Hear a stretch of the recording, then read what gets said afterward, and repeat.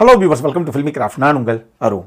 இந்த எபிசோடில் பேட்ரியாட் எப்படி இருக்குது அப்படின்னு தான் இங்கே நம்ம பார்க்க போகிறோம். இந்த படத்தில் பெரிஸ்கோப் அப்படின்னு சொல்லி ஒரு சாஃப்ட்வேர் ப்ரோக்ராமு, அந்த ப்ரோக்ராமு ஆக்சுவலி நம்ம டிஃபென்ஸ் சிஸ்டத்துக்காக ரெடி பண்ணப்பட்ட ஒரு ப்ரோக்ராமு. ஆனாலும் அதை ஒரு மினிஸ்டரு அவருடைய பையன் நடத்தக்கூடிய ஒரு கார்பரேட் கம்பெனி அந்த கம்பெனிக்கு யூஸ் பண்ணுறதுக்கு அக்ரி பண்ணிக்கிறாரு.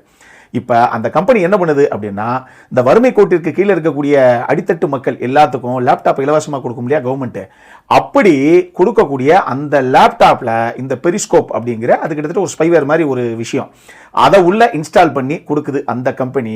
இதனால ஒரு கட்டத்தில் ஒரு சாமானிய மக்களுடைய இல்லை ஒரு மனுஷனுடைய அந்தரங்கம் கூட வெளியே வர, இதுக்கு பின்னாடி யார் இருக்கா அப்படிங்கிறத கையங்களவுமாக பிடிச்சி நான் அவங்கள கவர்மெண்ட் கிட்ட நான் காட்டி கொடுக்குறேன் அப்படின்னு சொல்லி களத்தில் இறங்குறாப்புல நம்ம படத்துடைய கதாநாயகன். இதுக்கப்புறம் இந்த கதையில் என்னதான் நடந்தது, இதுதான் இந்த படத்துடைய மொத்த கதையை. இந்த படம் மகேஷ் நாராயணனுடைய படம். பொதுவாகவே அவருடைய படங்கள் கொஞ்சம் டெக்னிக்கலி சவுண்டான படமாகத்தான் இருக்கும். அது இந்த படத்துக்கும் பொருந்தும்.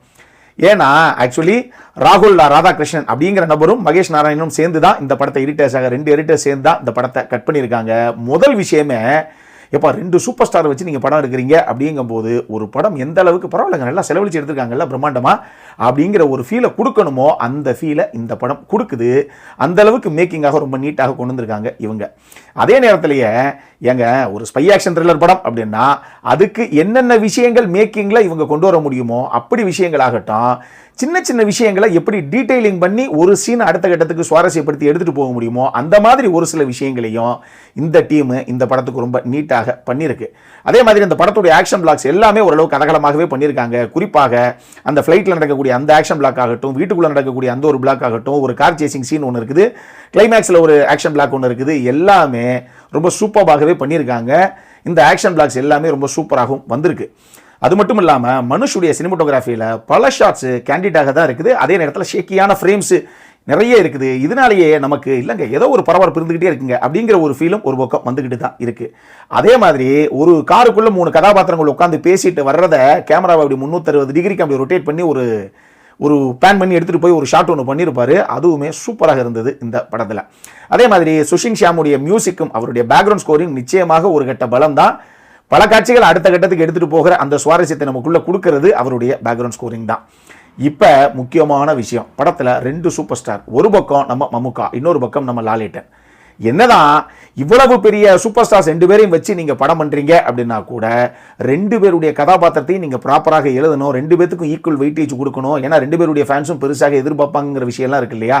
என்ன பொறுத்தளவுக்கு என்கிட்ட கேட்டிங்கன்னா 2 பேருடைய கதாபாத்திரங்களுமே ப்ராப்பராக எழுதப்பட்டிருக்கு, 2 பேத்துக்கும் தேவையான விஷயத்தை உள்ள கொடுத்துருக்காங்க அப்படின்னு தான் நான் சொல்லுவேன். என்னதான் படம் நெடுகளும் மம்முக்கா தான் ஃப்ரேம் டு ஃப்ரேம் வர்றாரு, நம்ம லாலேட்டன் ஒரு குறிப்பிட்ட அளவு தான் வர்றாருங்க உள்ள அப்படின்னா கூடயே அந்த 2 கதாபாத்திரங்களும் ஃபைனலைஸ் பண்ணப்பட்ட விதத்தில் கூட ரொம்ப நல்லாவே பண்ணியிருக்காங்க அப்படின்னு தான் நான் சொல்லுவேன். இவங்களுக்கு அடுத்து இன்னும் 2 ஆர்டிஸ்ட், ஒன்று ஃபாஃபா, இன்னொன்று குஞ்சகபவன். இவங்க 2 பேருமே அவங்கவங்க எடுத்துக்கிட்ட கதாபாத்திரத்துக்கு என்ன தேவையோ அதை நீட்டாக கொண்டு வந்திருக்காங்க. ஃபாஃபாவை பொறுத்தளவுக்கு அவர் ஃபோனில் பேசி சும்மா அப்படியே பிளாஸ்ட் ஆகிற மாதிரி ஒரு பேஸில் பண்ணுவார். பயங்கர ஸ்பீடாக இருக்கும் அந்த இடம், அட்டகாசமாக பண்ணியிருந்தார் ஃபாஃபா. இதுபோக ராஜீவ் மேனன், ரேவதி, நயன்தாரா, தர்ஷனா ராஜேந்திரன் அப்படின்னு சொல்லி இன்னும் சொல்லிக்கிட்டே போகலாம். ஊருப்பட்ட ஆர்டிஸ்ட் இருக்காங்க உள்ள. எல்லாரும் அந்த கதாபாத்திரங்களுக்கு என்ன தேவையோ அதை கணக்குச்சிதமாக ஸ்க்ரீனில் கொண்டு வந்திருக்காங்க. சரி, இதெல்லாம் ஒரு பக்கம் இருக்கட்டும். இந்த படத்தில் இப்போ என்னதான் சார் பிரச்சனை அப்படின்னு கேட்டிங்கன்னா, ஆக்சுவலாக இந்த படத்துடைய ட்ரெய்லரை தயவு செஞ்சு பார்த்துட்டு படத்தை போய் பார்க்காதீங்க. நம்மளுடைய ரெகுலர் வியூவர்ஸுக்கெல்லாம் தெரியும், முக்கியமான படங்களுக்கெல்லாம் நான் ட்ரெய்லர் பார்க்கவே மாட்டேன். அப்படி போனேன். அதனால தான் இந்தளவுக்காவது இந்த படம் என்ன ஓரளவுக்காவது சாட்டிஸ்ஃபை பண்ணுச்சு. காரணம் வந்துதான் சரி என்னென்னலாம் ட்ரெய்லர் அவங்க ரிவீல் பண்ணியிருக்காங்க, ஏன்னா ரிவ்யூ சொல்லும்போது அதெல்லாம் சொல்லிடக்கூடாது இல்லையா, நம்ம அதுக்காக பார்க்கலாம் அப்படின்னு பார்த்தா என்னப்பா ட்ரெய்லர் கிட்டுது. படத்துடைய மொத்த கதை, இருக்கக்கூடிய எல்லா கதாபாத்திரங்கள் எல்லாத்தையுமே ட்ரெய்லர்லேயே கம்ப்ளீட்டாக ரிவீல் பண்ணிட்டாங்க. 3 மணி நேரம் தியேட்டரில் ஓட்டுற படத்தை வெறும் 3 நிமிஷம் ட்ரெய்லர்லேயே இவங்க எல்லாத்தையும் சொல்லிட்டாங்க. ட்ரெய்லரை பார்த்துட்டு இந்த படத்துக்கு போனீங்க அப்படின்னா நிச்சயமாக இந்த படம் இப்போ என்ன நீங்கள் ஃபைனலாக படம் பார்த்துட்டு வரும்போது ஒரு இம்ப்ரெஷன் இந்த படத்து மேல் இருக்கோ அந்த இம்பாக்ட் அந்த இம்ப்ரெஷன் கூட உங்களுக்கு கண்டிப்பாக கிடைக்காது. போகணும்னு முடிவு பண்ணிட்டீங்கன்னா ட்ரெய்லரை தயவு செஞ்சு பார்க்காதீங்க.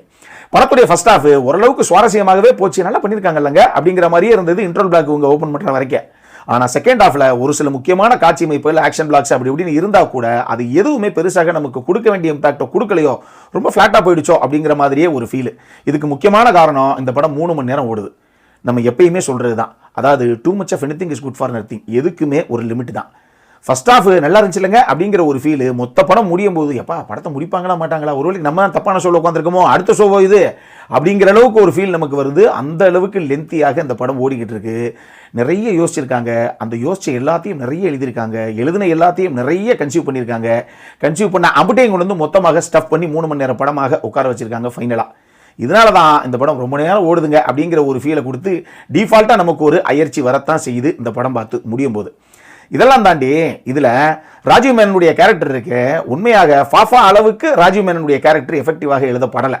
ஏன்னா அந்த கேரக்டரை இவங்க ஃபைனலாக ஃப்ளஷ் அவுட் பண்ண விதத்திலேயே ஏங்க எந்த மாதிரி ஒரு ஆள் இந்த ஆள் தான் நல்லா இருக்கணுங்கிறதுக்காக பையனே போட்டுதலான்னு பரவாயில்ல அப்படின்னு நினைக்கக்கூடிய ஒரு ஆள் கடைசியாக அவருடைய கேரக்டர் எப்படியா ஃப்ளஷ் அவுட் பண்ணாங்க அப்படிங்கிற மாதிரியே எனக்கு ஒரு ஃபீல். என்னவோ அது சரியாக ஒட்டவே கிடையாது ராஜீவ் மேனனுடைய கதாபாத்திரத்தை இவங்க ஃபைனலாக முடித்த விதத்தில். இதெல்லாம் தாண்டி இது ஒரு மாஸ் ஹீரோ படம், தெரிஞ்ச விஷயம் தான். இதில் லாஜிக் கீஜிக்கெலாம் பெருசாக நம்ம எதிர்பார்க்கக்கூடாது. அதுவும் ஒரு ஸ்பை ஆக்ஷன் த்ரில்லரில் எதிர்பார்க்கவே கூடாது. அந்த மாதிரி ஒரு சில சம்பவங்களும் உள்ள இருக்கத்தான் செய்யுது. மொத்தமாக அந்த படம் எப்படி இருக்குது அப்படின்னு கேட்டிங்கன்னா, நம்மளை பொறுத்தளவுக்கு ஒரு ஆவரேஜான வாட்ச் இல்லை அதிகபட்சம் ஸ்ட்ரிக்ட்லி ஒன் டைம் வாட்ச் அந்த மாதிரி ஒரு படம் தான் இந்த படம். அடல்காரண்டை பொறுத்தளவுக்கு செக்ஷுவலாக எதுவும் கிடையாது. பட் இந்த கத்தி குத்து கண்ணை மாதிரி ஒரு சில காட்சி அமைப்புலாம் உள்ளே இருக்குது, ஞாபகத்தில் வச்சுக்கோங்க. அதனால் UA 16+ கொடுக்கப்பட்டிருக்கு. இந்த படம் நம்ம ஊர் தேட்டர்ஸ்லேயே தமிழ் டப்பிங்லாம் அவைலபிளாக இல்லை, மலையாள வெர்ஷன் மட்டும்தான் வந்திருக்குது.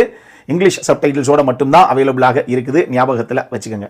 அப்புறம் என்ன, இதே மாதிரி இன்னொரு வீடியோவோட அடுத்த முறை உங்களை சந்திக்கிற வரைக்கும் இட்ஸ் அருண் சைனிங் ஆஃப்.